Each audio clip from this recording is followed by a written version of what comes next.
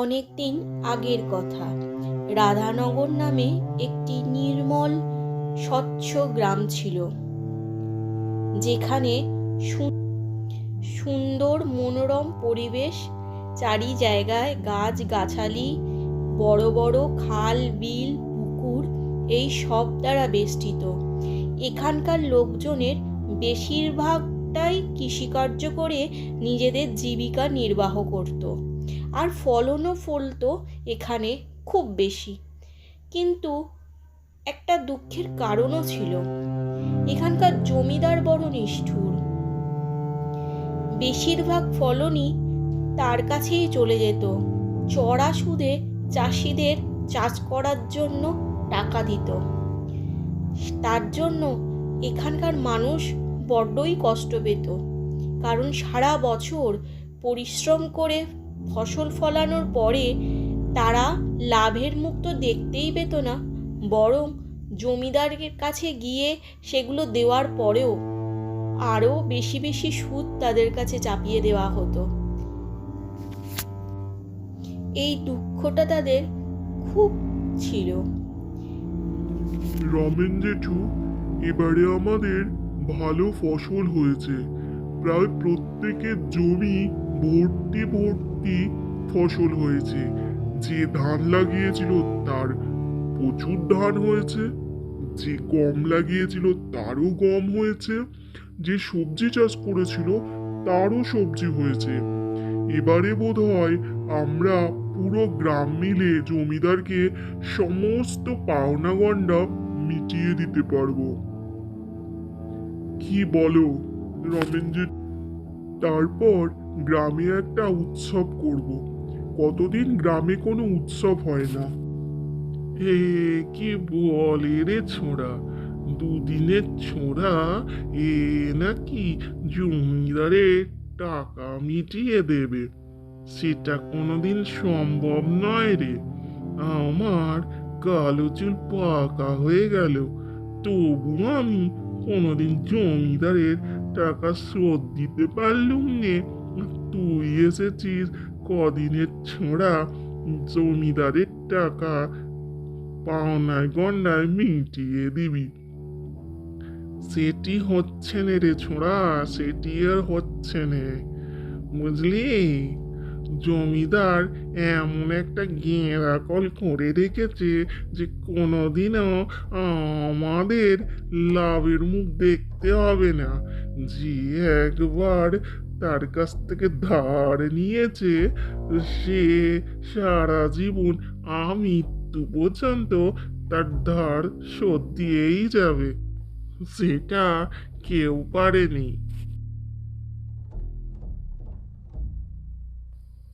কিরে হরদন, এবারে কি অবস্থা? শুনলাম ফসল নাকি ভালো ফলিয়েছিস। তা আমার জন্য কিছু নিয়ে এসেছিস তো? আগের সুদটাই তুই এখনো দিয়ে উঠতে পারিসনি, তার ওপর আসল চাপবে। বুঝতে পেরেছিস তো? এ বছরটা আমাকে ঋণটা একটু মকুব করে দিন জমিদার বাবু। আমার মেয়ের বিয়ে দেব। আপনার কাছে চিরকৃতজ্ঞ থাকবো জমিদার বাবু। আমার ঋণটা যদি আপনি একটু মকুব করে দিন। মেয়ের বিয়েটা এবছর দিয়ে দিই, তারপরে জমিদার বাবু আপনি যা বলবেন, যেভাবে বলবেন সব দিয়ে যাব। আপনার পাওনা করি সব মিটিয়ে যাব। আপনার পায়ে পড়ি। আরে ওঠ ওঠ, আমারও তো দয়া মায়া নেই, তোরা তো ভালো করেই জানিস। রাতে জমিটা একটু দেখেই চলে আসবো। এত ফসল সব কিনা জমিদার বাবু নিয়ে নেবে? এত কষ্ট করলাম আমরা, আর ফল ভোগ করবে জমিদার বাবু? এটা ঠিক মেনে নেওয়া যাচ্ছে না। কি যে করি না ভেবে পাচ্ছি না। ওখানে কে?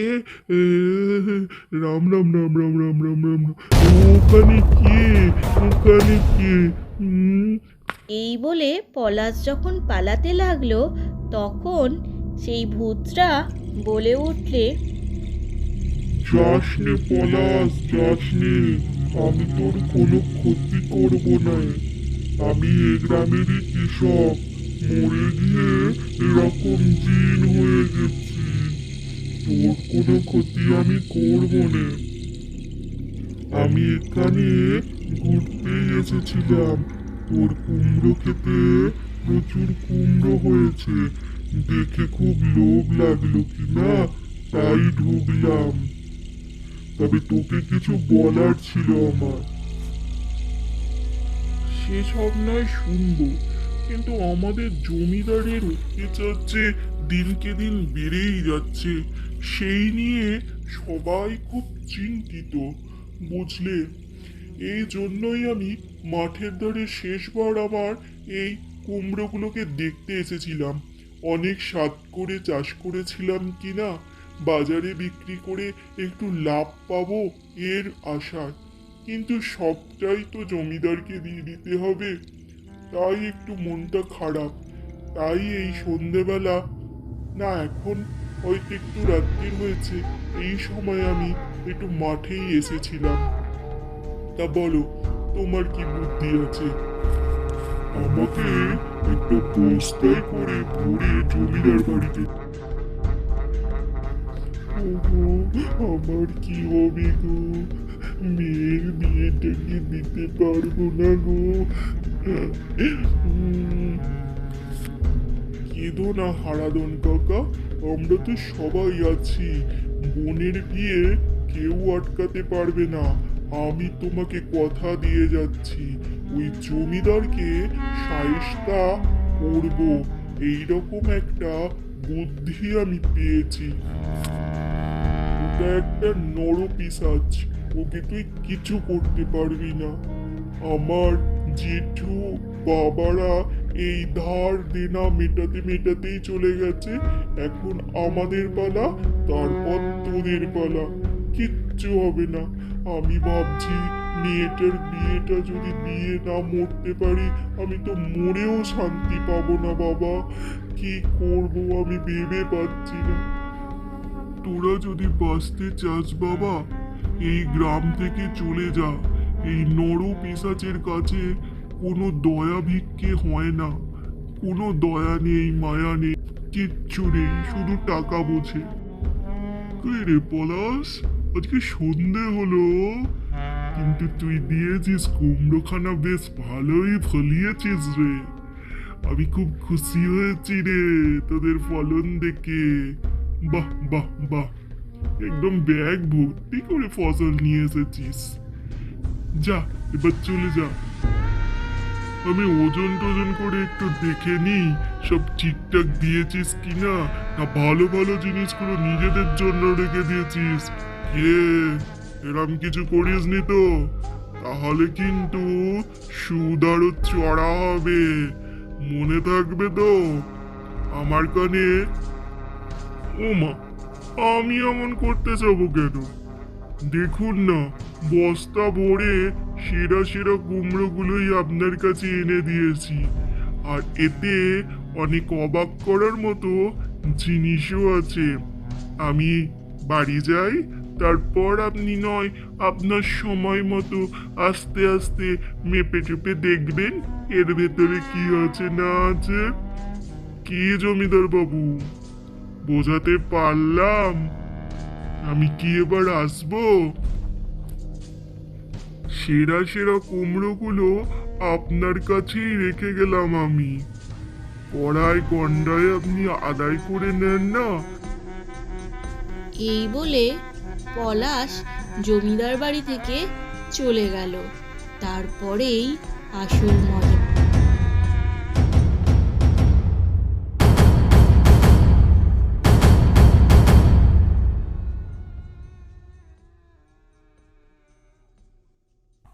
শোনো রে জমিদার,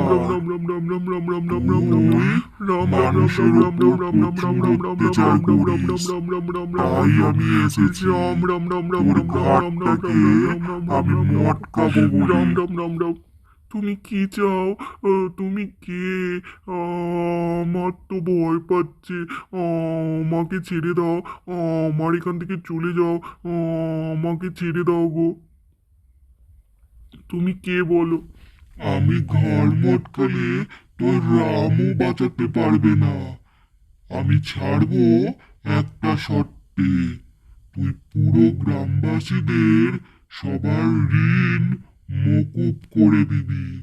তারপরে আমি এই গ্রাম ছেড়ে যাব। আর যদি আমি যাওয়ার পরেও শুনি তুই একইভাবে এই গ্রামবাসীদের ওপর অত্যাচার করে যাচ্ছিস, আমি ফিরে এসে তোর সব রক্ত খেয়ে নেব। মনে থাকবে? তুই বড্ড অত্যাচার করেছিস এই নিরীহ গ্রামবাসীদের। তোকে আমি ছাড়বো না যদি আমার কথা তুই না শুনিস। সবার ঋণ মুকুব করে দেবো, সবার ঋণ মুকুব করে দেবো, সবাইকে শান্তিতে থাকতে দেবো। তুমি এবার আমাকে ছেড়ে দাও গো। আর কোনো অত্যাচার করব না, আর ভালো হয়ে যাব। তুমি এবার আমাকে ছেড়ে দাও গো। ঠিক আছে, আমি চললাম।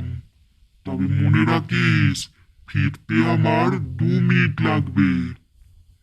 আমার কথার অবাধ্য হলে আমি কিন্তু আবার ফিরবো।